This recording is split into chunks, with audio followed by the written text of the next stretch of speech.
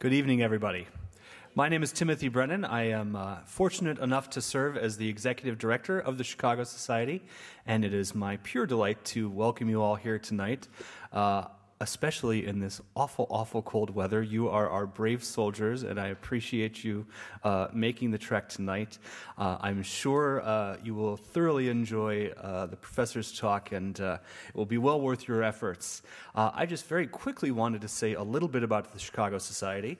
The Chicago Society actually will be celebrating its 5th year this coming year, and we are absolutely thrilled and in some ways amazed at the growth of the Chicago Society. So I should first say thank you for all of you that are members.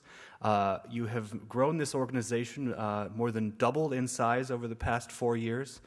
We started with 1 committee here in Chicago. We now have 14 committees across the world. And in about 2 years, we're going to be up to about 30 committees. The volunteerism is utterly fantastic. We have about 120 alumni and friends who serve on our regional Chicago Society committees.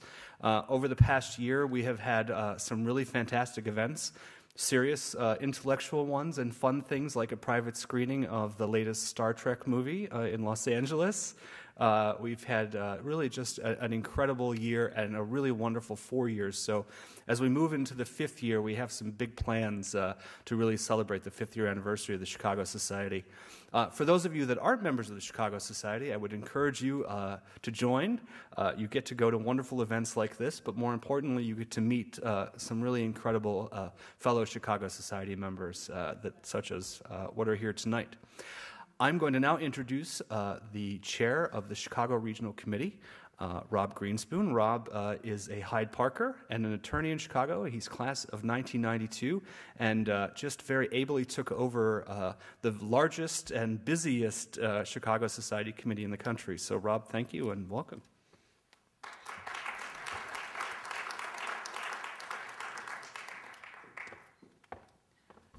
Thanks, Tim. It's my great pleasure to be here and to introduce a wonderful speaker and a great professor, Professor Ali Hortacsu, who is going to give us just a tremendous talk tonight. As Tim said, I'm an attorney in town. I concentrate in intellectual property law, but I'm here to tell you about the Chicago Society and to introduce the professor. The Chicago Society is about engagement, cultivation, and recognition of donors who provide resources to the university to advance its philanthropic mission. In particular, its donors at the $2,500 and up level per year. And soon I'd like to give you just a peek into what we have planned for the Chicago Society, the Chicago Committee this year. We're working up a whole program of intimate gatherings in the suburbs. So we'll have events not as large scale as this one, but we'll have small events where we bring the committee out to where the people are in the suburbs. And I think a lot of folks in the suburbs would have really appreciated it today. I have a feeling they all went back home. But this is a really good crowd, though. Today is a good example of why I volunteered to be the chair of the Chicago Area Committee for the Chicago Society. Today, probably all of you know that President Obama and 2 other University of Chicago leaders became the 83rd, 84th, and 85th Nobel laureates associated with the University of Chicago to accept their Nobel Prize. And we, in this room, we all benefit from our association with these, the greatest men and women of all time in academic pursuits. The Chicago Society supports these efforts for the advancement of all human endeavors and supports the highest expression of human accomplishment through our donations and through our support of the university. So we hold the privilege of being able to say that there's a part of us, there's a piece of us walking up to the podium when someone like President Obama or the other Nobel laureates accept their prize. The Chicago Insights events, like we have tonight, are held around the world, and they bring us together to meet and to re-engage in the life of the mind as alumni. And Tim might have mentioned this, but last year, there were 4,500 Chicago Society members worldwide. The aggregate support of the university was in excess of $125 million. So we're very important to the mission of the University of Chicago. Let me now introduce Professor Ali Hortacsu. He joined the University of Chicago in 2001. He holds his PhD and his undergraduate degree from Stanford University. He's been a visiting professor at Yale, Northwestern, and Harvard University. He teaches courses on econometrics and industrial organization. And in my talks with the professor just before this event, I was privileged to learn that he and I both studied physics originally as undergraduates, but he caught the fever for economics, and after a brief sojourn in electrical engineering, went off to economics, and we'll hear him talk about economic theory tonight. He has researched in matchmaking, and he's applied his matchmaking research to various areas. He's published on the subprime crises. He's published on electricity markets. He's published on bank mergers. And today, he's going to be discussing his recent research connecting economic theory to matchmaking in online dating. So please join me in welcoming Professor Ali Hortacsu.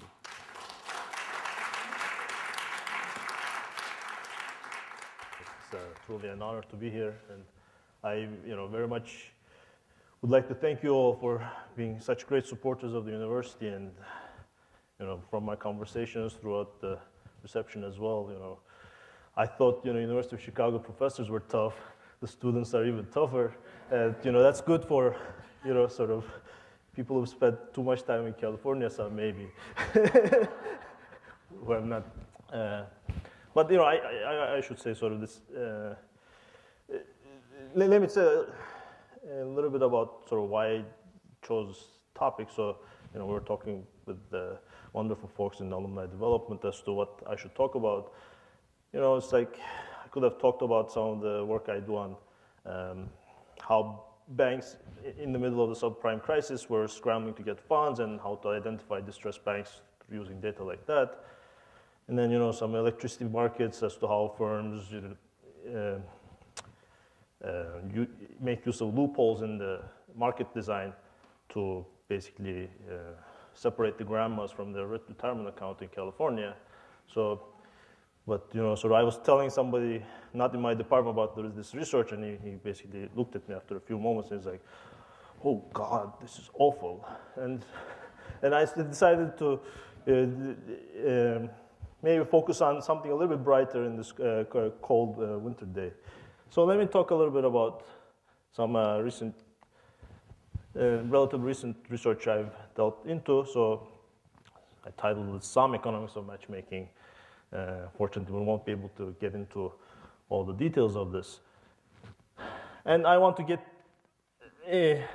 you started, warm you up with a classroom experiment, some exercise that people tend to do in undergraduate classes. And by the way, throughout the talk, I would like to keep up the great tradition of Chicago. Sort of, if you have any question or comment, I'm happy to entertain it even during the talk. Please don't feel the need to wait until the end of this. Okay, so consider the situation. Let's say there are 10 male. We don't have to put gender names here, but let's say 10 students, each with a number on his forehead, 1 through 10, and we can have it such that the students don't know the number on their heads. These are the male students. And let's say on the other side of the market, 10 female students, also with numbers, stickers on their forehead, 1 through 10. Okay? And you tell them, okay, so now try to match with the highest number possible. Okay? So let's think what might happen. So this is, in a sense, one of the most primitive examples of a market, but you're going to say, is this really a market because there's no money changing hands? But, something will happen, the invisible hand will begin to work in some ways. So let's say, let's put a little bit more structure. Let's say that the men are all sitting on bar stools or chairs. This is what happens in speed dating events, let's say, if you've ever heard of these things. The F are making offers. So what happens, if you don't know your number, you go to number 10. The male number 10 is going to choose F number 10 and then reject all the others. And of course, everybody who gets rejected is going to realize that they're not number 10 and go to the next one, number 9. And then number 9 is going to choose number 9, and then you guys get the rest. I guess I don't have to explain what's going to happen. Right? So this is going to basically trickle down. It's going to result in what my esteemed colleague Gary Becker termed back in 1973 in a very nice paper called perfect assortative matching. So this is a situation when the ones match with the ones, twos match with the twos, threes, everybody lines up with their number. And once again, this is, and at the end, sort of, the market's going to lead to some sort of allocation, and we haven't exchanged any prices at all. There's no money changing hands. It's just people sort of choosing each other, declining or rejecting each other's offers. Okay? And what Gary Becker said is that this type of assortative matching phenomenon occurs in many, many different kinds of markets. But his prime example in that Journal of Political Economy paper was the marriage market, where he showed, I'm going to show you some statistics from census as well, all sorts of assortative matching patterns in the marriage market in terms of if you take any characteristics of married couples, let's say, you're going to find very high degrees of correlation. So then, okay, we're going to talk, maybe I'll come back to this later, but why do we care about this? Some people have argued, especially Raquel Fernandez at NYU, who's made a career out of this. This could be a source of the persistence of inequality in society, in the sense, money attracts money, sort of, or, educated people marry educated people, or high IQ people marry high IQ people, and is this going to lead to some sort of inequality? So let's talk a little bit more, sort of, I put this in as one of the, last bullet points here, but let's delve a little bit more into maybe a philosophical normative perspective as to whether this arrangement of having ones match with ones, twos match with the twos, threes match with threes is a desirable outcome, right? This is what the invisible hand dictates will happen in the situation, right?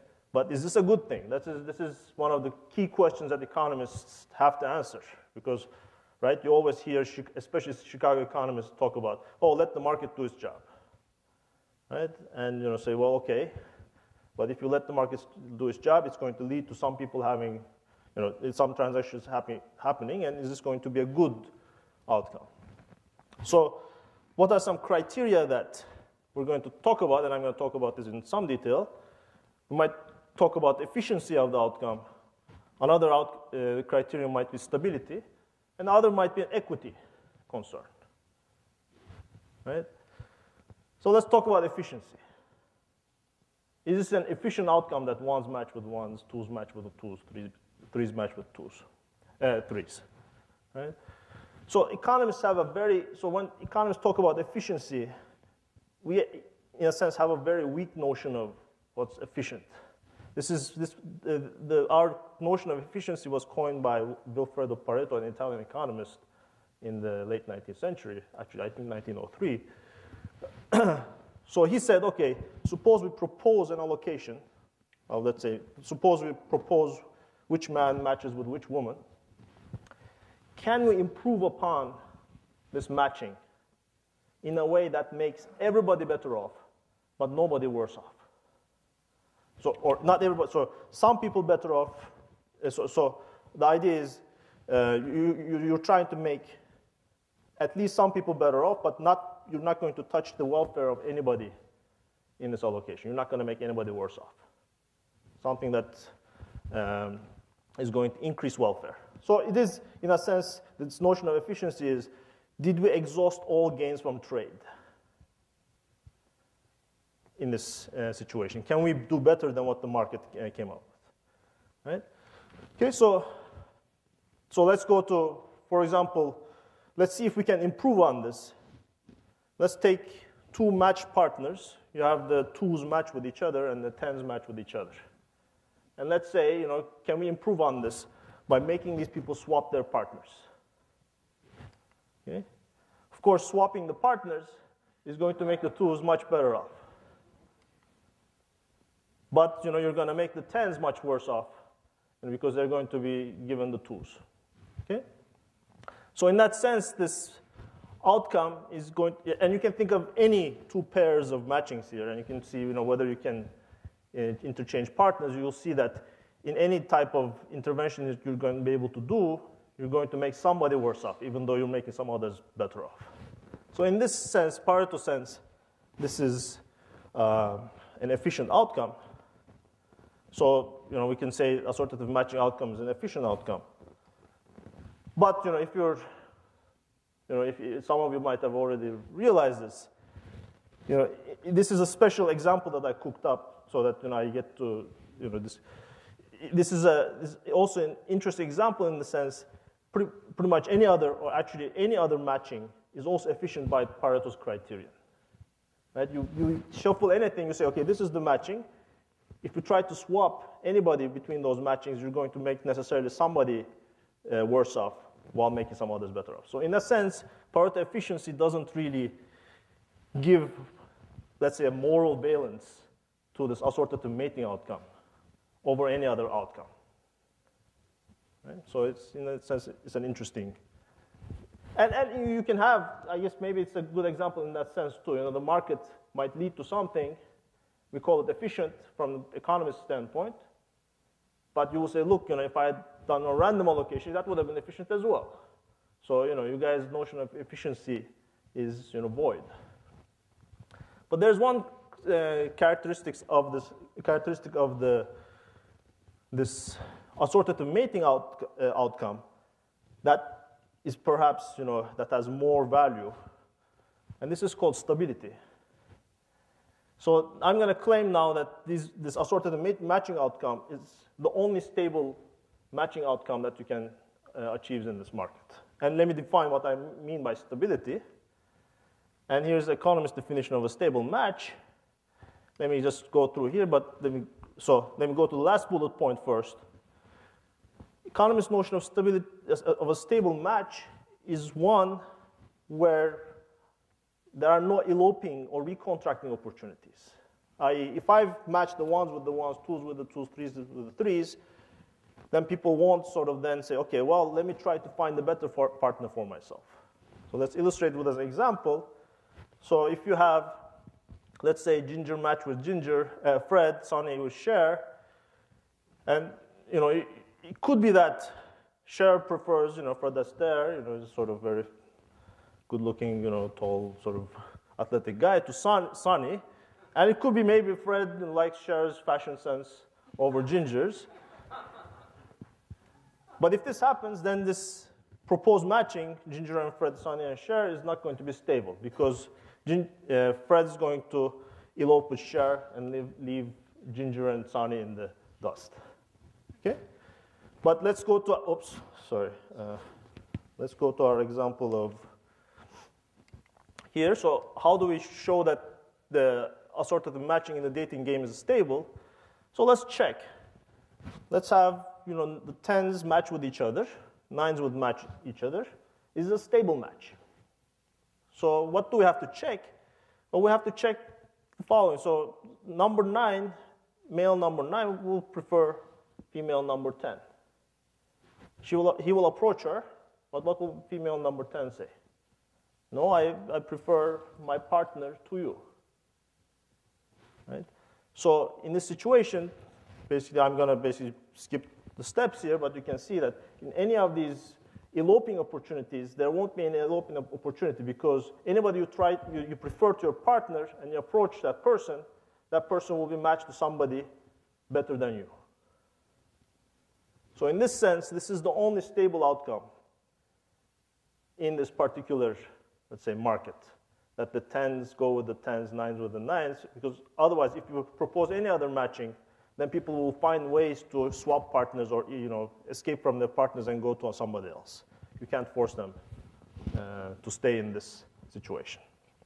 So in this sense, maybe this is the desirable property of this, that if we've come up with a scheme to minimize transaction costs, if you will. So we match people, and then, okay, after the matches, you won't be able to recontract to do better. We can talk about equity as well. But here it's a bit of a hard concept in the sense, yes, in some sense the number ones are being and not being favorably treated because you're matching the ones with each other. These are not the highest numbers, and they stay with the ones. And if you think that the tens can join their forces to do something even better, that's going to deepen inequality in some ways. So in some ways, this is, this was a nice parable that was, taught in classrooms, or actually economic seminar rooms, starting with Gary Becker's research in 1973. Sort of, he tried to come up with a market example of why do you have assortative matching. So one thing I wanted to do in this recent research was to get at the correspondence between this parable and the actual marriage market, if you will allow me to use that term, whether this dating game is going to be a good describer of the real world market. So, and the motivating force is that marriages do display high degrees of assortativity, however way you define it. So husbands and wives, and this shouldn't be, actually let me take a poll here. So of the couples here, how many were both University of Chicago affiliated people? Okay, so I'm getting roughly half, sort of. And here's, for Stanford, 46% of Stanford alums were married to another Stanford alum. So this is sort of, this very small sample, so small and selected sample probably is holding, but there's huge degrees of correlation between husband and wife's education, parental income, looks, and people. How do people do this? This is maybe entertaining. They looked at these New York Times wedding announcements, and they asked people to rate the pictures, and they find a pretty high correlation in looks, height and weight, and many other sort of physical dimensions. People have actually measured the finger sizes, sort of, a lot of biological anthropologists done research on this. And we also have very high degree of ethnic and racial sorting. It is very, for example, an African American are 10 times more likely to marry another African American than would be achievable through, say, random meeting. And why is that? This is a minority group, but they tend to marry among themselves. If they're randomly matching and marrying across ethnic boundaries, they should be marrying with a lot more Caucasians, because there are many more of them as well. Okay? So what are the sources of assortative mating? And sort of sociologists and some economists have written about this. So one obvious source of this is that maybe there are search frictions or meeting opportunities, right? So this example of Stanford alums marrying each other, maybe some of it is search friction. This is where do people find each other, right? Stanford, is a pretty isolated place. A lot of young people together. Not too many other meeting opportunities. So you tend to date people who are there, and this is what people do. Most couples find each other at school or at work.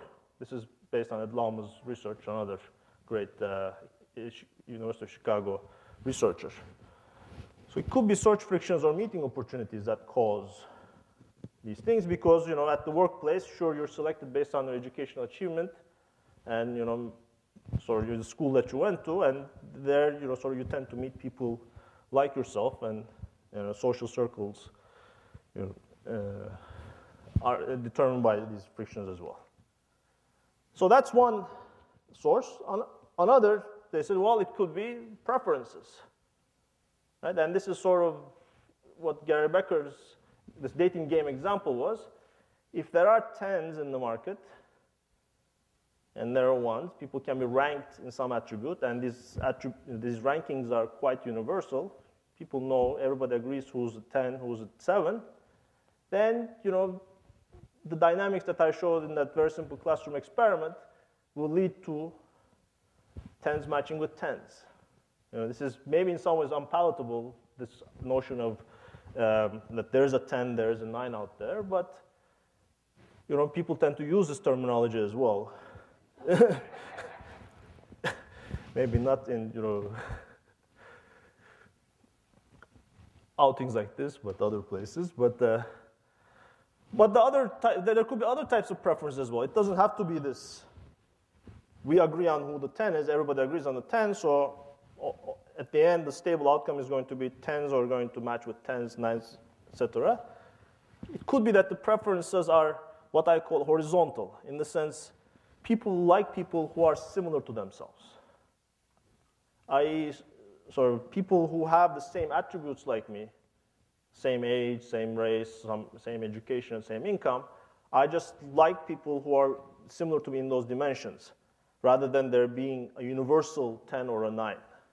Right? In this situation, in a sense, everybody will have a different ranking because we differ in where we come from. So your background is going to determine your ranking, and you're going to choose people who are similar to you. Okay? So I wanted to do some research on, I want my research to focus on these questions, whether it's the search friction exam that's driving assortative mating, or this vertical kind of preferences. Vertical meaning sort of there is an actual agreement between people as to who's a 10, who's a 9, versus a horizontal type of preference that people like people who are similar to themselves. So how do we test these apart? So this is where we enter into this work on online dating. And this is work I've done with two wonderful colleagues, one Gunther Hitch at Booth School, and Dan Ariely at Duke University. And somehow we conned the American Economic Review editorial board to give us space in their journal for this article. So let me give you some background. Probably I don't have to, but online dating has become a real phenomenon. This is not just a marginal, I would say, use of the internet. As of July 2006, which is already quite ancient, 17% of US internet users have admitted to visiting at least one online dating site. So according to ComScore, this is one of the better data sources. So what we did, through a contact of Dan's, we were able to get this goldmine of data from a major online dating site, where we were able to track 22,000 users over 3.5 months in 2 metropolitan areas. Yes, I can tell you where they are, Boston and San Diego. I can't tell you which the online dating site is, except it's one of the bigger ones. So why this research design? So we think this is a pretty good place to study the sources of what determines the structure of matches in the actual marriage market, because online, it's arguably, search frictions are not very high, right? So you can click on anybody, you can communicate with anyone. So you don't have to sort of go long distances, do this. But of course you might say, look, if there's, we can come back to this discussion after all, but maybe people carry on some of the prejudices or preferences that they had from their, let's say, closeted lives to the internet, especially in the short term. Maybe in the longer run, it's going to be different. The other thing that's good about online dating is that compared to other data sources that people have used on the marriage question, is that we have very detailed data on users' actions. And actions, so economists like data on actions because we try to use actions to read something about their preferences. This is our preferred methodology.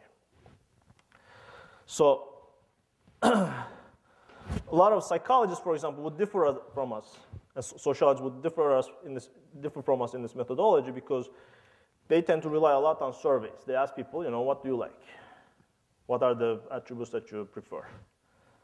And although, you might say, why would anyone lie about their preferences about X and Y? We think, for example, certain questions about, say, race preferences, people might not reveal their true inclinations on a survey form. Search frictions in the sense, I'm thinking of very basic things like not being able to meet anyone of a certain background, let's say. If you're spending all your time in the office, you're not going to be able to meet people who are different than the people who are in that office. So online, you have thousands of people, of every ilk basically, that, if you want to send a message with this person and set up a date, you can do this. But in a sense, it's a very restrictive sense of search friction. I'm willing to admit that in the sense, this is a physical constraint. So, okay, so these are our stated preferences. So what we want to do is we want to get at the reveal preferences of the users using the actions, and I'm going to talk a little bit about how do we interpret the actions and invert these into preferences. But we think for certain things like race preferences, reveal preferences might be a better, more reliable indicator of what people are actually going to do rather than relying on what they say about what they think about others. And we will also use this reveal preferences to measure whether the vertical component of preferences or the horizontal component of the preference are the dominating part. So if you remember the previous slide, I said there could be two preference-based explanations of assortative mating. We want to see whether there is agreement on the 10s and the 9s, or whether there's a lot of heterogeneity, whether people actually like similar people. Which one is the more important force? And these are the stated scientific reasons. But, of course, there were some personal reasons too. To quote one of my favorite books, it is a truth universally acknowledged that, and I was a young man of reasonably good fortune, not as much as the character that's referred to in Jane Austen's novel. So I had some personal interest in this market as well. So I sacrificed myself for science and put a profile on one of the dating sites back then. And this is one of the few times Economist actually gets to participate in the market that he's studying. But so just to give you, if you've never been to one of these sites, this is a good example of them. This is not necessarily the site we're using. You use a picture.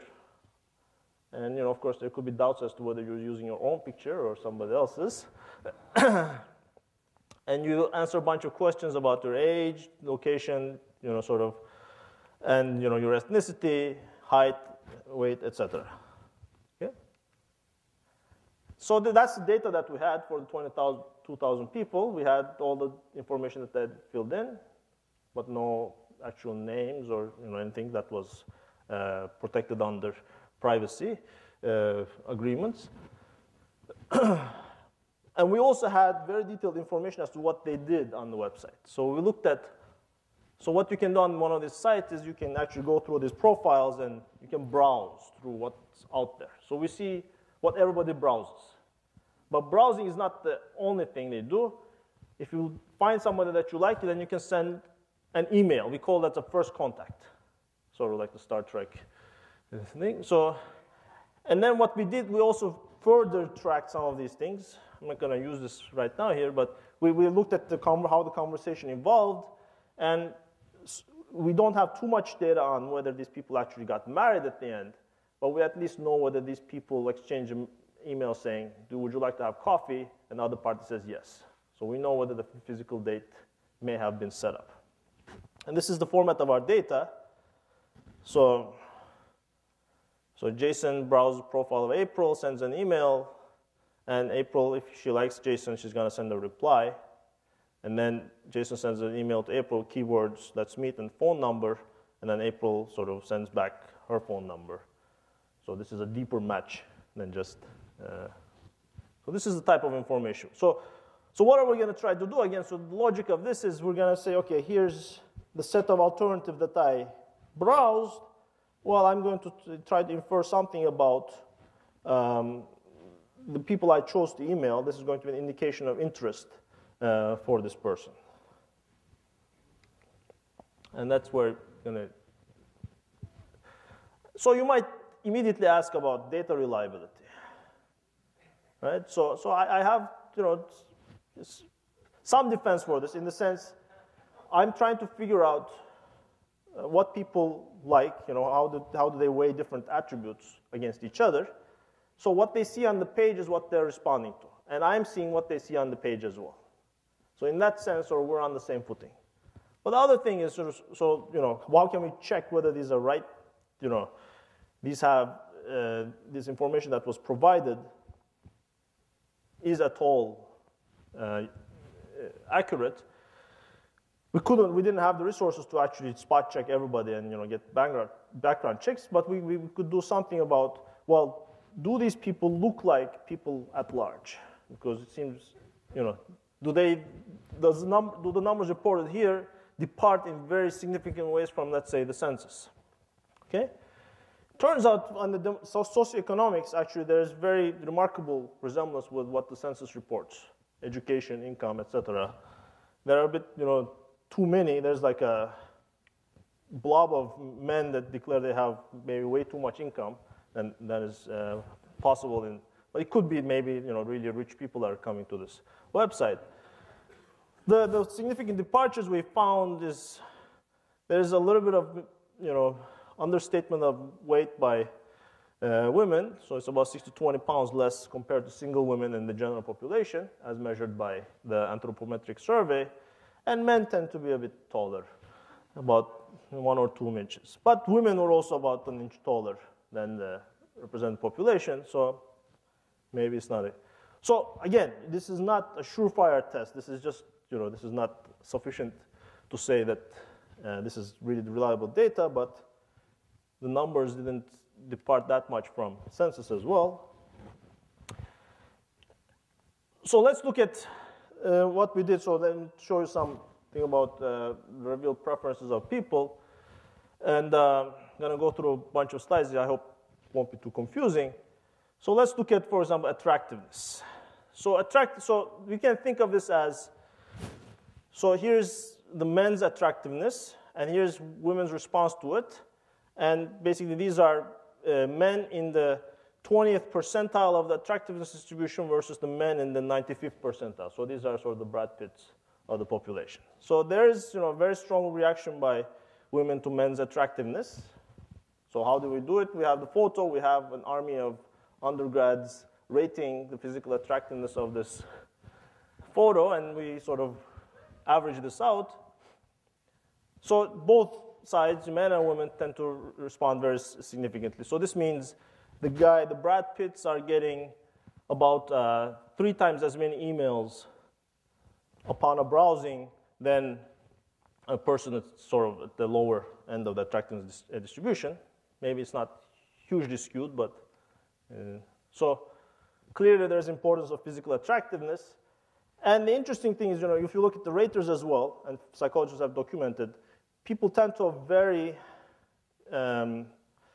similar ratings of attractiveness. It seems like in terms of physical attractiveness, there's quite a bit of consensus among people as to who's sort of a 10 versus a 7. So in that respect, we're not finding something very...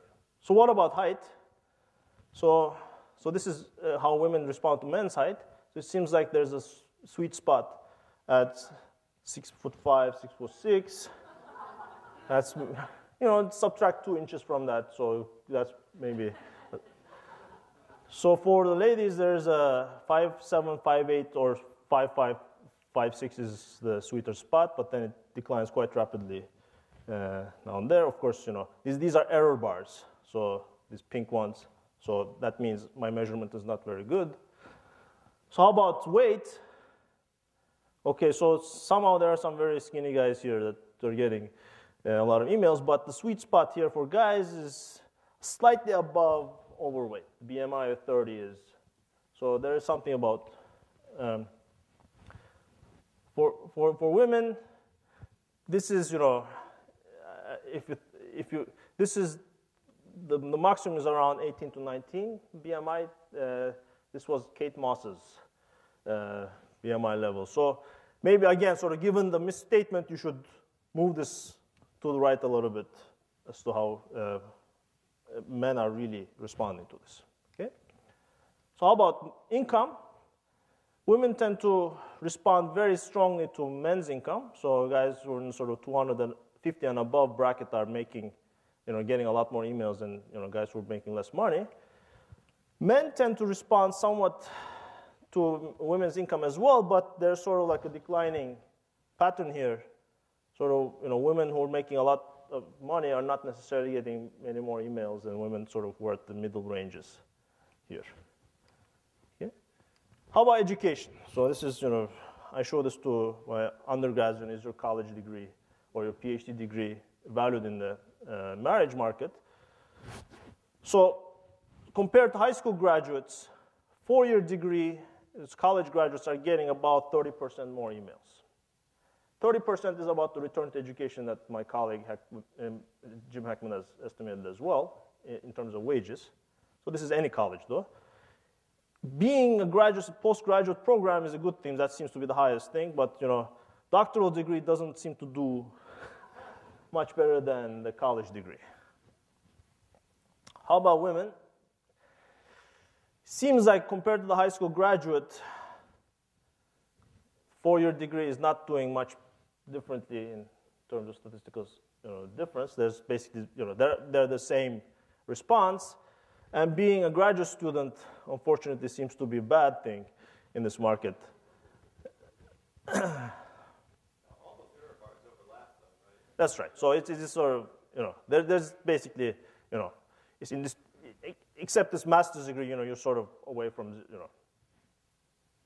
and maybe the postgraduate is slightly outside the confidence interval. But basically, it's a big zero.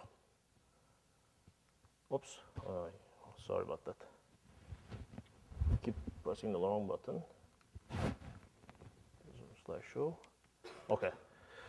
But we looked at agreement in ranking education. So here what we did is we looked at responses by women who are educated only through high school to women who had finished graduate school as to how they ranked men.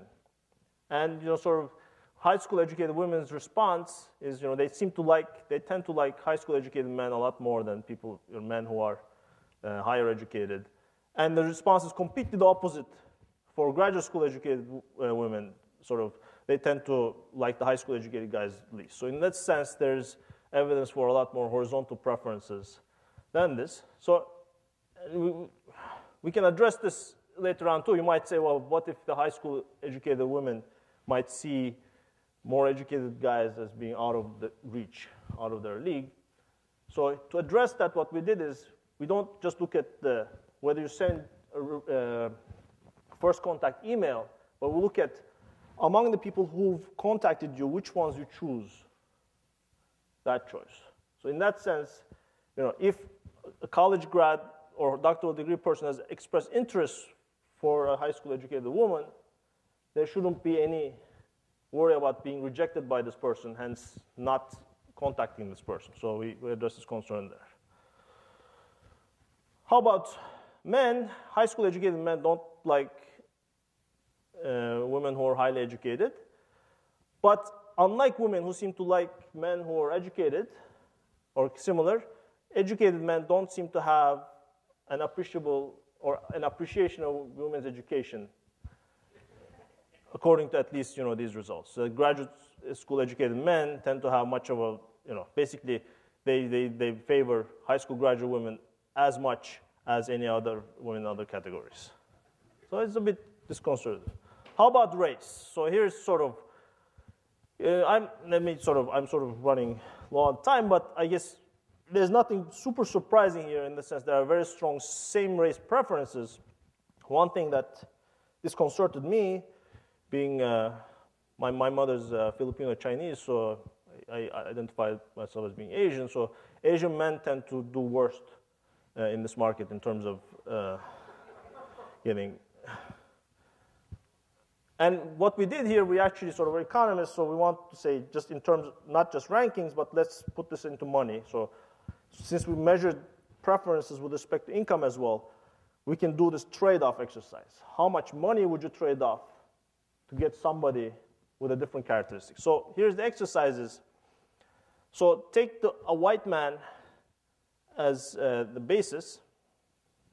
How much money would an Asian man need to be about the same success as a white man with white women? So according to our estimates, he would have to make $247,000 a year to overcome sort of this preference gap. So here the results, you'll see a lot of not feasibles here. This is because men don't seem to respond too much to women's income. So in a sense, income is not going to compensate for these race differences or this taste for racial differences here. That's why we get a lot of infeasible outcomes. So what I want to say here is that this racial same race preferences, when translated into money, are a big deal. So in terms of annual income, you just do the present discounted value of this going forward. It's a lot of wealth as well. So here's another exercise we did, which I said earlier that we differ from the psychologists as to whether we believe stated versus revealed preferences. The site had asked people whether they care about the ethnicity of their partners. Okay, so they asked, do you care whether it's the same ethnicity? Does it matter? And they also asked, do you want the person of the same ethnicity? So 80% of men and 54% of the women, they stated it doesn't matter. And we look at their responses, and indeed it seems like men who said ethnicity does not matter don't seem to display a statistically significant bias towards their own race.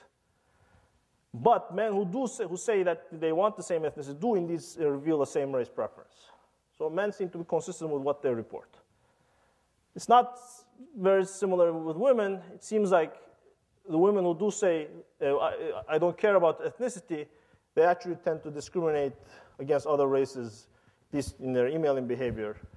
And their responses, the women who said, I don't care, versus the women who said, I do care, their responses are statistically identical. Okay, but I don't want to say something about men say what they think, women are not revealing their truth. It could be that the men here are on this market for different reasons as well.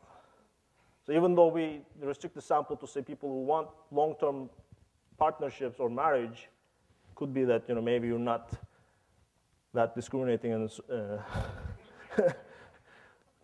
towards certain ends. Okay, so. Summary of some results is that physical attractiveness and income, at least for women in terms of the male's income, are largely vertical attributes. That there are 9s and 10s here that people tend to respond very strongly to, and people tend to agree on. But there are very strong horizontal or preferences for similarity as well, especially concerning partners' age, education, and race. Very strong preferences for similarity. And I'm not going to show you those results that religion, political views, things like smoking, like these shared activities, people tend to have very strong preferences as well with these. So what we want to conclude here is that vertical preferences alone cannot describe user choices. So maybe this dating game example, where only the vertical preferences are leading to 10s matching with 10s, is not the whole story. It's more like everybody has their own 10, and they, the other side, based on who they are, and they tend to choose people who are similar to themselves, and that's why we lead to this. And what we did is, so here's actual census numbers in terms of correlation. So here's a number of 1 would be perfect correlation in age across married couples. 0.85 is quite high, so basically almost perfect agreement between the age levels. Education, very high correlation in the actual data. Height, weight, and looks as well. So these are results that were reported by other researchers. Positive correlation across all these dimensions. So what we did is, in this exercise, for each of those online daters, we figured out what their preferences are, and then we ran our own dating game, if you will, on our computers. We ran a simulation as to how would these people match if they didn't have these vertical preferences, if they didn't care about looks or income, these things that sort of lead to universal rankings among people. If they only cared, just opposite. If they only cared about those attributes. If people cared only about income and looks, not about these things about similarity, how would they have matched? And it seems like if they were to match this way, the world would have looked a lot more different than the world is right now. This world of everybody is matching based on looks or income is not getting a very accurate picture of what's actually going on in the real world. Yeah.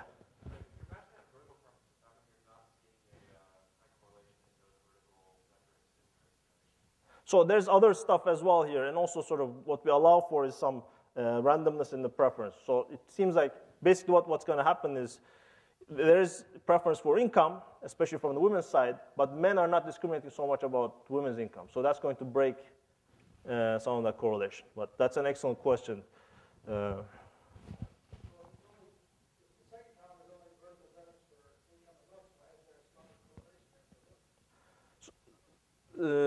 So again, I guess maybe this income factor might be lowering that. So, and also it's not just income and looks. I put in other aspects of other vertical preference. For example, education as a vertical component as well. I put that in as well. So some of these things are omitted.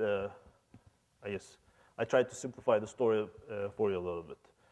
The other thing is, in all the simulations, there is a strong randomness factor as to who's going to match with who. You're going to match based on observable attributes, but you're going to also allow people to have some sort of random shock that makes you like somebody. And this random shock, given the intensity of vertical preferences, seems to actually derive a lot of randomness in this matching. So I think that's what's happening. The intensity of preferences in these income and looks attributes is not all that strong, even though they are statistically significant. Okay.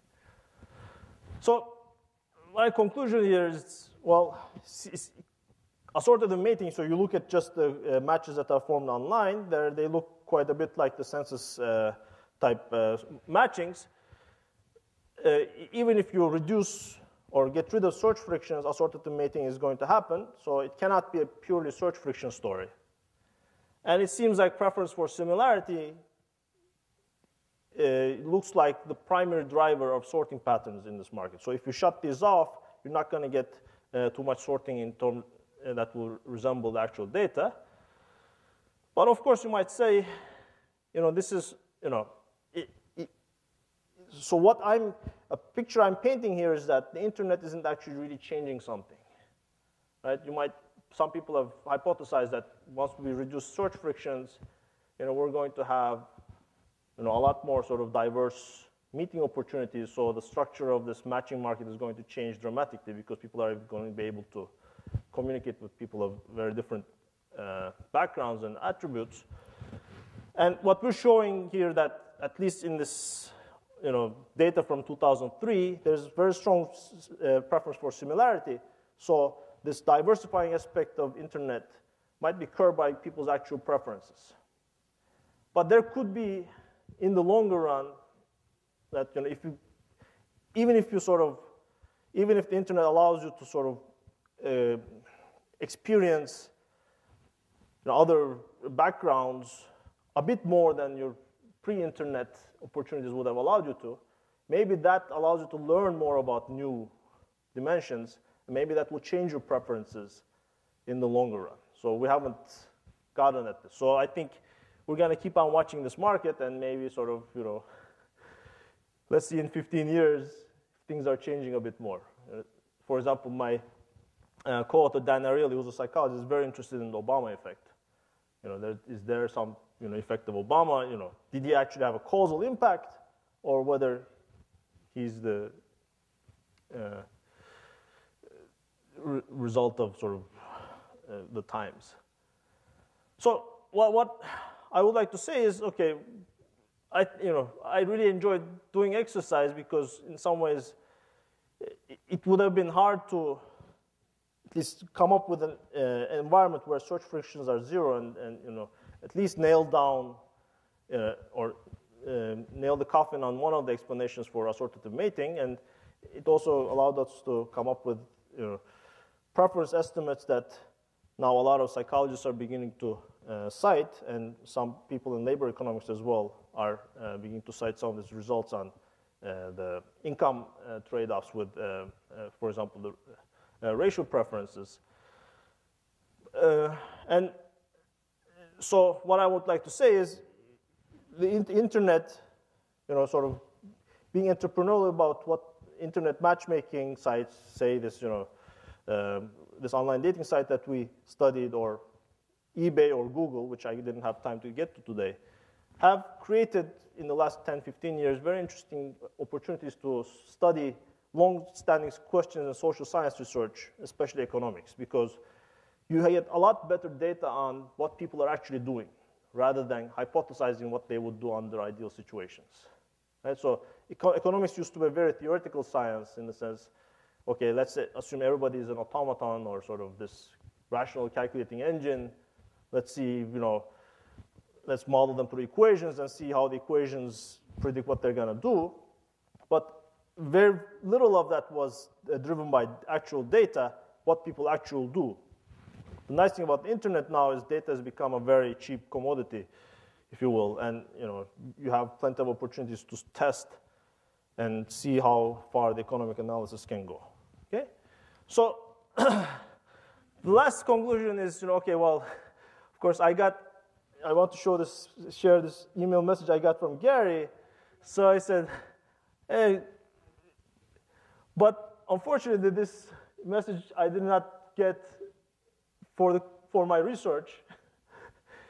So he is actually referring to the outcome of some of this research. I actually did manage to meet somebody online.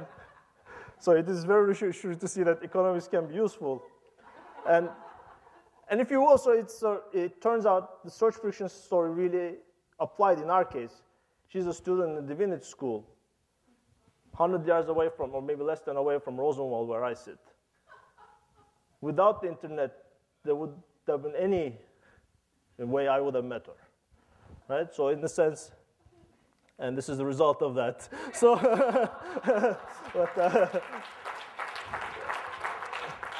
so at least in that sense, it paid off.